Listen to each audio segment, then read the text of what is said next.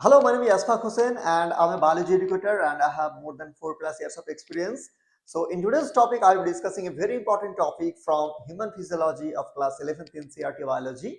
And I'll be discussing the topic that named as RAS mechanism. Very interesting and very important topic. So let's discuss what exactly is a RAS system.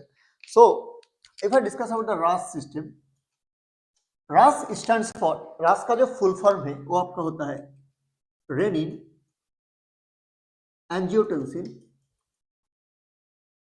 Aldosterone system. Renin angiotensin aldosterone system. अब ये रास mechanism क्यों activate होता है body के अंदर, कब होता है वो हम लोग देखेंगे। तो देखो कोई भी अगर ना कोई भी क्यों होता है पहले उसको हम लोग देखते हैं व्हाई या व्हेन, कब होगा। तो सोचो कि कोई एक बंदा है जिसका रोड ट्रैफिक एक्सीडेंट हुआ है, कोई एक इंसान का। अगर रोड ट्रैफिक एक्सीडेंट होते हैं तो क्या होगा, ब्लड लॉस होगा, हेमरेज होगा, राइट।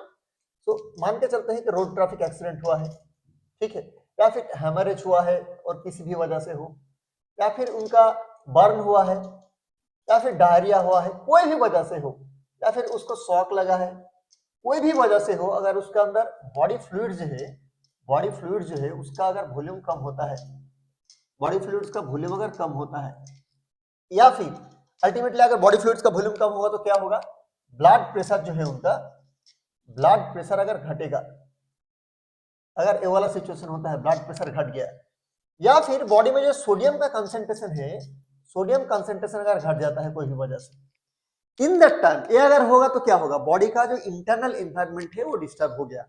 एंड हम लोगों का ना ऑलवेज टेंडेंसी रहता है ह्यूमन बॉडी में कि हम लोग जो इंटरनल एनवायरनमेंट है उसको कांस्टेंट मेंटेन करें। कांस्टेंट मेंटेन करने का जो टेंडेंसी है उसको हम लोग बोलते हैं होम्योस्टैसिस। क्या बोलते हैं, होम्योस्टैसिस।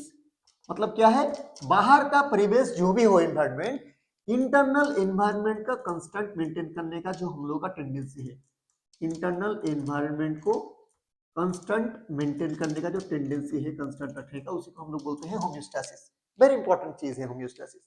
तो अगर ऐसा चीज होता है कि बॉडी का फ्लूइड कम हो गया, वॉल्यूम कम हो गया, ब्लड प्रेशर घट गया या सोडियम कंसंट्रेशन घट गया, तो तब इसको कॉम्पेंसेट करने के लिए, बैक टू नॉर्मल सिचुएशन पे लेके जाने के लिए रस जो सिस्टम है, रेनिन एंजियोटेंसिन अल्डोस्टेरोन सिस्टम, वो हम लोगों के बॉडी के अंदर एक्टिवेट हो जाएगा।